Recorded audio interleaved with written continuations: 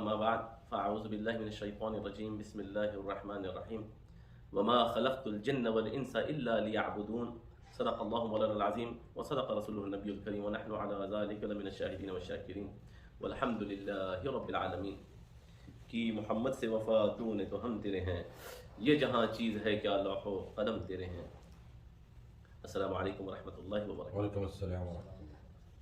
اللہ تبارک و تعالیٰ قرآن مجید میں ارشاد فرماتا ہے کہ فَإِذَا قُضِيَتِ الصَّلَاةُ فَانتَشِرُوا فِي الْأَرْضِ وَابْتَغُوا مِنْ فَضْلِ اللَّهِ وَاذْكُرُوا اللَّهَ كَثِيرًا لَعَلَّكُمْ تُفْلِحُونَ.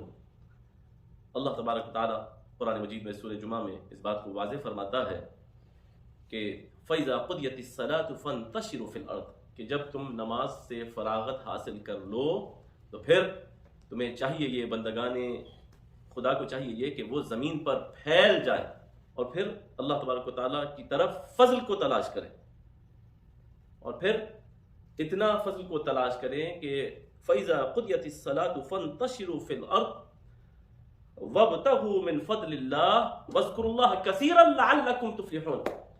اور پھر اللہ کا خوب ذکر کرو، اتنا ذکر کرو کہ تم سکسیسفل ہو جاؤ. اب یہاں پہ کسب معاش اور کسب حلال کے لیے اللہ تبارک و تعالیٰ بندگان خدا کو، انسانوں کو اللہ تبارک و تعالیٰ ترغیب دے رہا کہ جب تم جمعے کی نماز سے، نمازوں سے فراغت حاصل کر لو تو تمہیں چاہیے یہ کہ زمین کے اندر پھیل جاؤ، رائٹ لیفٹ آگے پیچھے ہر جگہ پھیل جاؤ، کسب کرو، محنت کرو، جو طاقت خدا داد اللہ تبارک و تعالیٰ نے ہمیں عطا فرمائی ہے اس کے ذریعے کسب کرو، اور پھر اللہ کے فضل کو، رحمت کو تلاش کرو.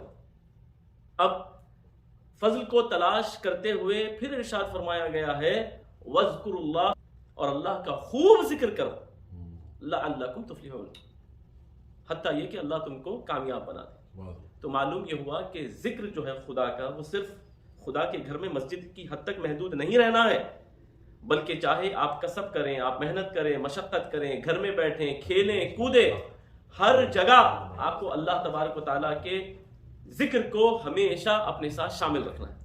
تو پہلی بات تو یہ پتہ لگی کہ اللہ کے ذکر کو صرف مسجد تک محدود نہیں.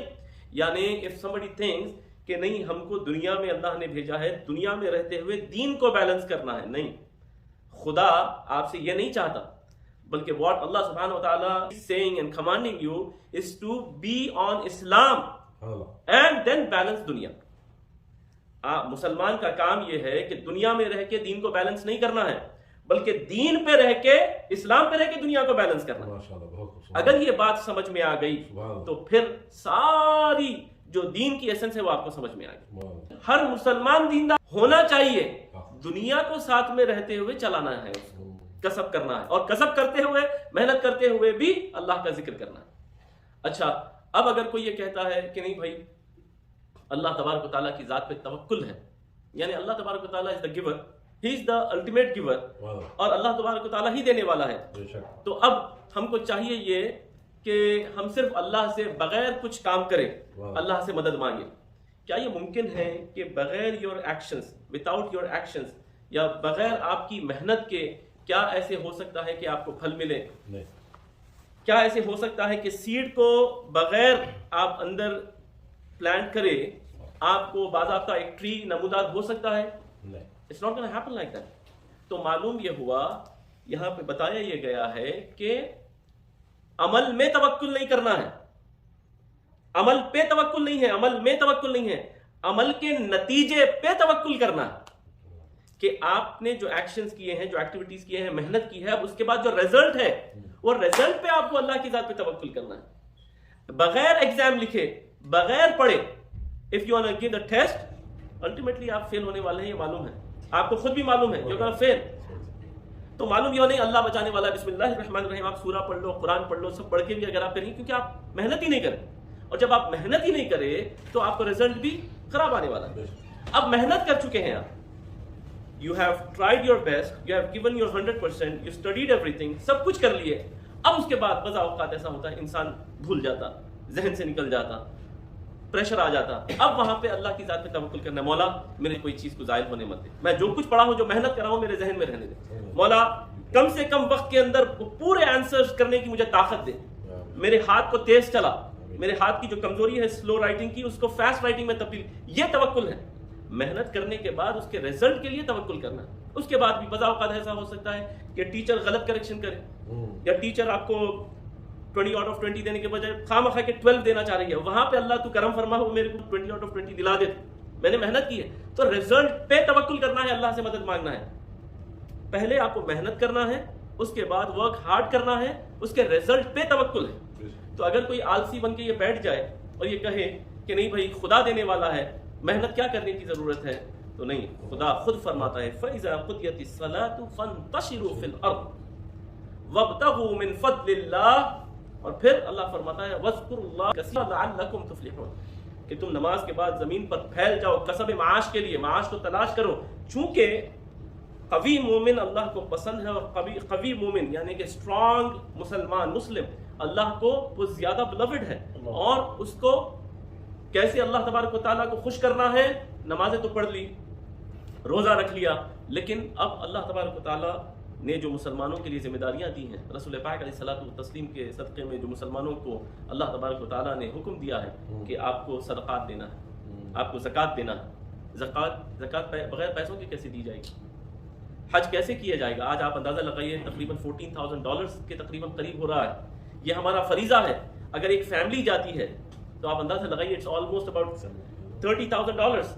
اگر آپ خواہش کرتے ہیں, آپ کی تمنا ہے آپ کی اولاد کو بھی ساتھ لے جائیں, you are talking about 50,000 close to 50,000 یا اس سے زیادہ. How are you gonna do it? چھوڑ دیں گے یہ فریضہ؟ نہیں, ہمارے حق میں نہیں. اللہ اکبر. ہر مومن کسب کر کے یہ کوشش کرنا چاہیے کہ وہ حج بیت اللہ کے سے مشرف ہو جائے. اب اس کے لیے آپ کو کسب کرنا پڑے گا. بغیر کسب کے کیسا ہو؟ آپ اندازہ لگائیے حج کی سعادت حاصل کرنے کے لیے, زکوٰۃ کو دینے کے لیے, صدقات و خیرات کو دینے کے لیے, غریب نوازی کرنے کے لیے, یتیموں کی سرپرستی کرنے کے لیے, بیواؤں کی سرپرستی کرنے کے لیے, سب چیزوں کے لیے آپ کو پیسے کی ضرورت ہے. اور پیسہ کمانے کے لیے آپ کو محنت کرنا بے حد ضروری ہے. بغیر محنت کے آپ سمجھیں گے نہیں بھائی جو کچھ ہو گیا. نہیں, آپ کو ہمیشہ فکر کرنا ہے پیسہ کمانے کی, اور پھر اس کو صحیح راستے میں اللہ کی رضا کی خاطر آپ کو خرچ کرنا ہے. تو معلوم یہ ہوا. اور اس کے ساتھ جب پیسہ کمانے لگو یا کمانے کی کوشش کرو, اللہ تبارک و تعالیٰ اس میں ارشاد فرمائے ذکر کو بھی شامل رکھو, اور اس کے بدل میں اللہ تبارک و تعالیٰ ان کو سکسیسفل بنا دے گا, کامیاب بنا دے گا. ایک حکایت حضرت, اور عربک کی جتنی کتب ہیں ان میں اکثر و بیشتر یہ حکایت لکھی گئی ہے. یہ حکایت لکھی ہے, میں اپنی بات مکمل کرتا ہوں. اور حضرت شیخ سعدی نے بھی اپنی کتاب میں اس کو درج کیا ہے.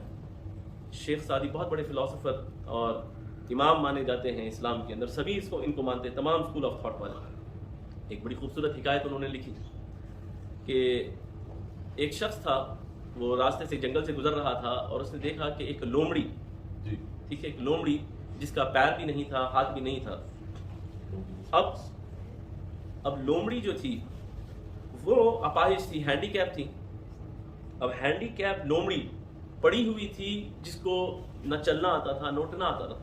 لیکن اس شخص نے دیکھا کہ جنگل میں ایک ایسے مقام پہ لومڑی ہے جہاں کوئی اس کی غذا کا معاملہ اس کو مہیا نہیں ہے, لیکن وہ بڑی توانا ہے, بڑی تندرست ہے, بڑی مضبوط ہے, بڑی موٹی ہے.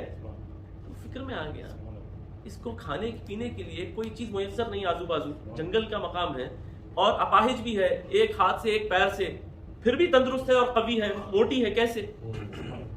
تو اچانک سے دیکھتا ہے کہ ایک شیر نمودار ہوتا ہے, اور اس شیر نے ایک گائے کا شکار کیا ہوا ہے, ایک کاؤ کو ہنٹ کیا اور اس کو گھسیٹ کے لے کر آیا, اور لے کر آ کر اس لومڑی کے قریب میں اس نے جگہ بنا لی.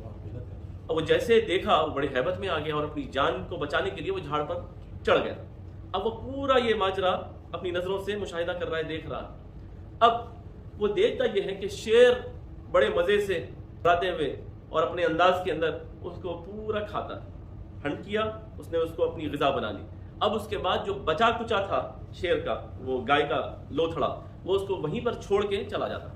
شیر ہنٹ کیا, مارا, غذا کھایا, چھوڑ دیا.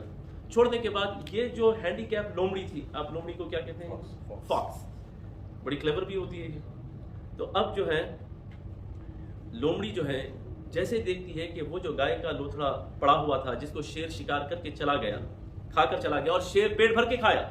اس کے بعد یہ لومڑی یہ فاکس گھسیٹتے گھسیٹتے گھسیٹتے اپنے آپ کو کسی طریقے سے کاؤ تک لے جاتی ہے. وہ کاؤ تک لے جانے کے بعد اس کو وہ جو بچا ہوا شیر کا جو غذا تھی، جو کاؤ کا گوشت تھا، اس کو کھاتی ہے. وہ بھی بڑے مزے سے کھاتی ہے.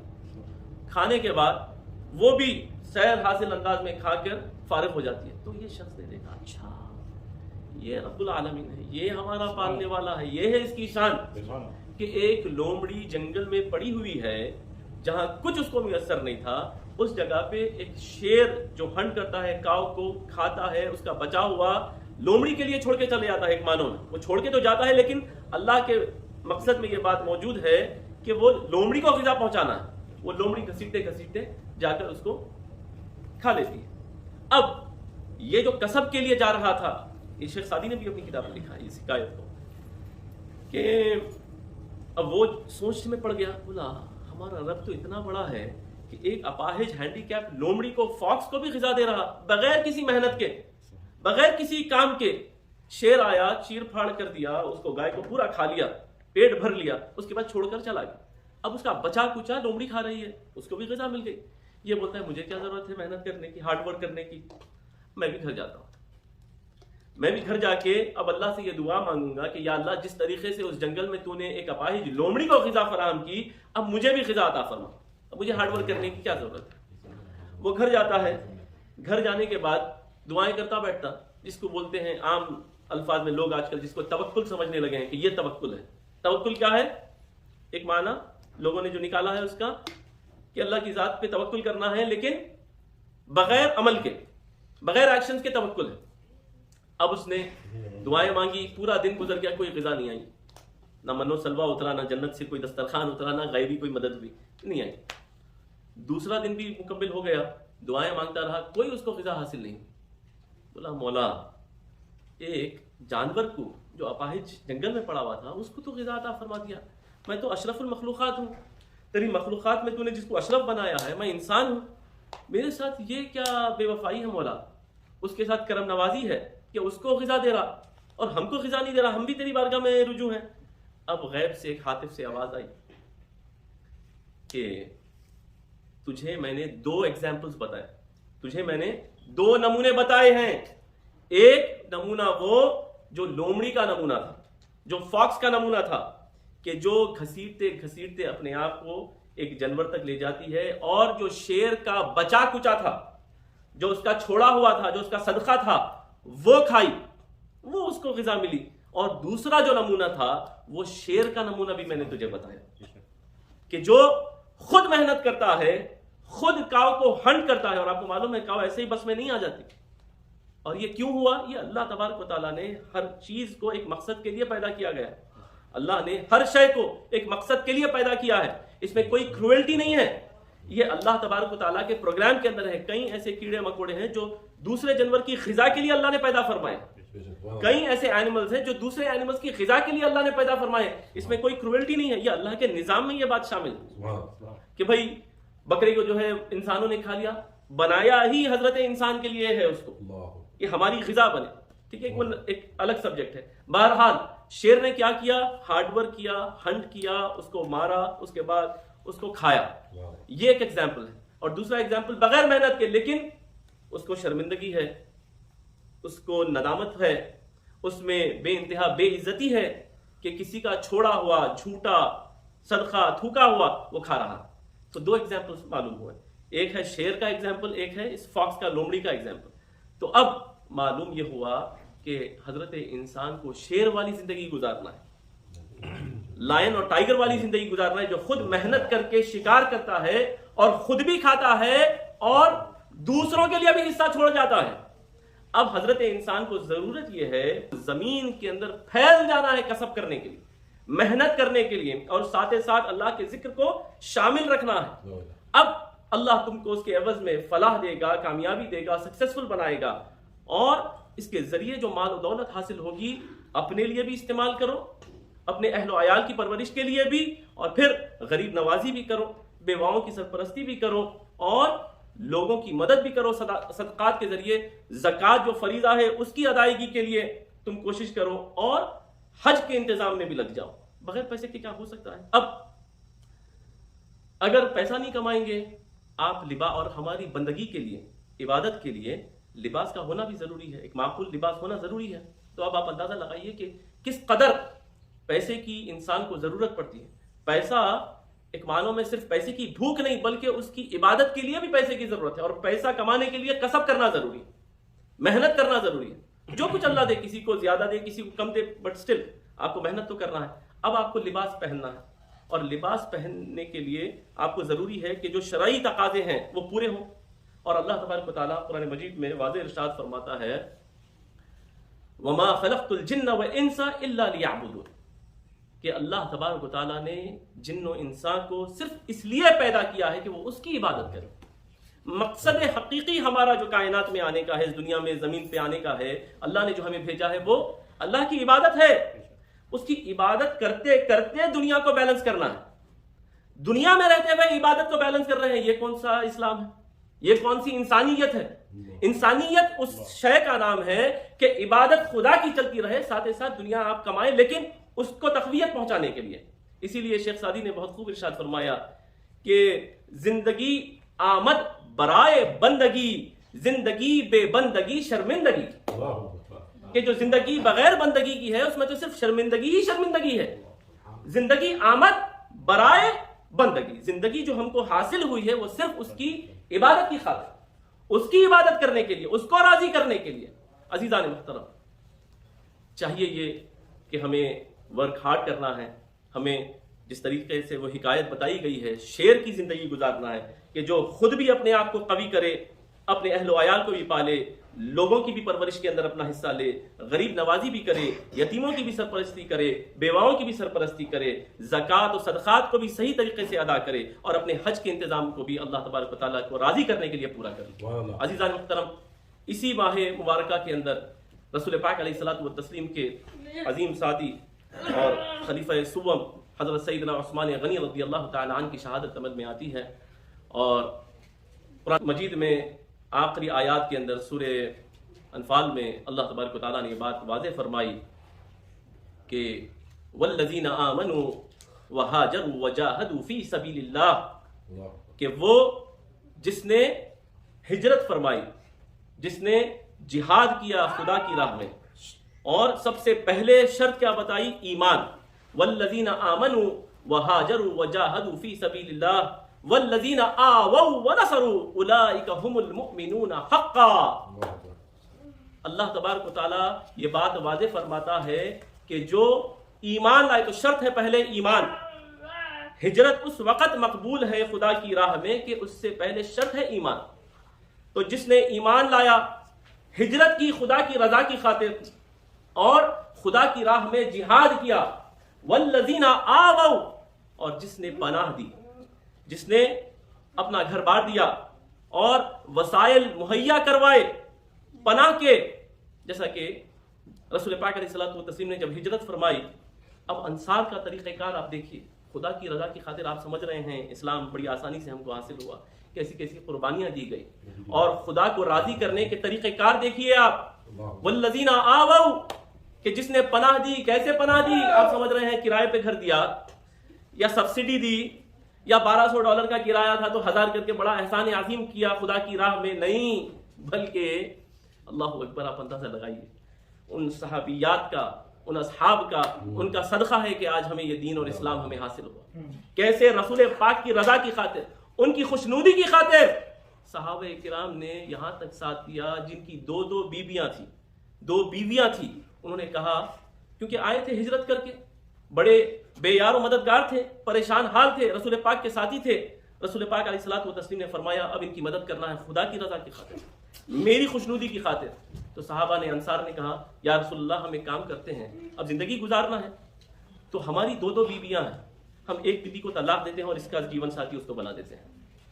اچھا، کسی صحابیہ نے یہ چیلنج نہیں کیا تم کیا بھیڑ بکری سمجھتے ہو ان کو کہ ہم تم سے طلاق حاصل کر لیں اور دوسرے صحابی کے ساتھ نکاح میں چلے جائیں. نہیں، خدا کی رضا کی خاطر، رسول پاک کی خوشنودی کی خاطر، اسلام کو تقویت دینے کی خاطر ان صحابیات نے بھی قربانی کی. کہا ٹھیک ہے، ہم تیرے نکاح سے فارغ ہوتے ہیں اور ان سے نکاح کرتے ہیں، اسلام کو فروغ دینے کے لیے، اسلام کو قوی بنانے کے لیے ہم یہ قربانی بھی دینے کے لیے تیار ہیں.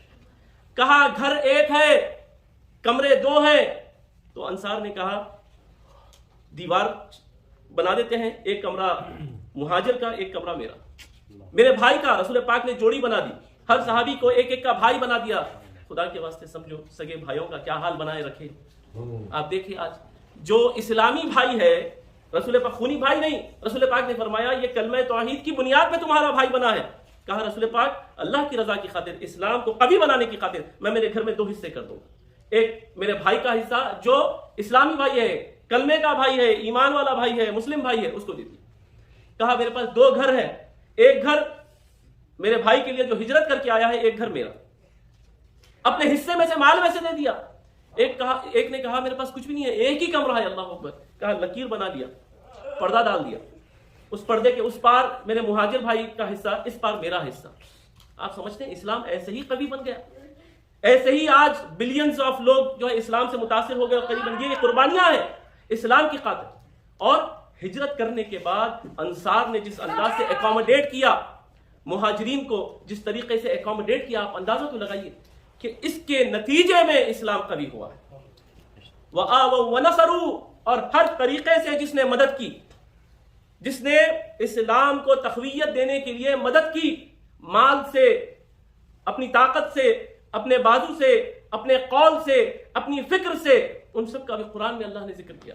وَآوَوْا وَنَصَرُوا أُولَٰئِكَ هُمُ الْمُؤْمِنُونَ حَقًّا، وہ سارے کے سارے حق پر ہیں. تو یہ ہمارا ایک مشترکہ عقیدہ ہے اہل سنت و جماعت کا کہ جتنے رسول پاک علیہ الصلوۃ والتسلیم کے اصحاب ہیں وہ سارے کے سارے حق پر ہیں. اسی لیے الحمدللہ خانقاہ شریف سے آپ نے کبھی بھی ماضی میں یا اب تک اور انشاءاللہ ہمیشہ قیامت تک کبھی کسی صحابی رسول کی گستاخی نہ سنی ہے نہ سنیں گے. کہ اس آیت کریمہ کے تحت تمام اصحاب کرام، جس نے ہجرت کی، جس نے جہاد کیا، جس نے پناہ دی، جس نے رسول پاک علیہ الصلوۃ والتسلیم کی مدد فرمائی، وہ سارے کے سارے حق پر ہیں. اور پھر لہم مغفرۃ، اب اللہ تبارک و تعالیٰ اس کا رزلٹ فرماتا ہے، اب ان کے لیے مغفرت اللہ کی طرف سے. اللہ مغفرت کرنے والا ہے، اللہ تبارک و تعالیٰ ان کی مغفرت فرمائے گا. لہم مغفرۃ، اور پھر ورزق کریم، اور ان کے لیے بہترین رزق اللہ نے لکھ دیا ہے. لیکن کیسا رزق؟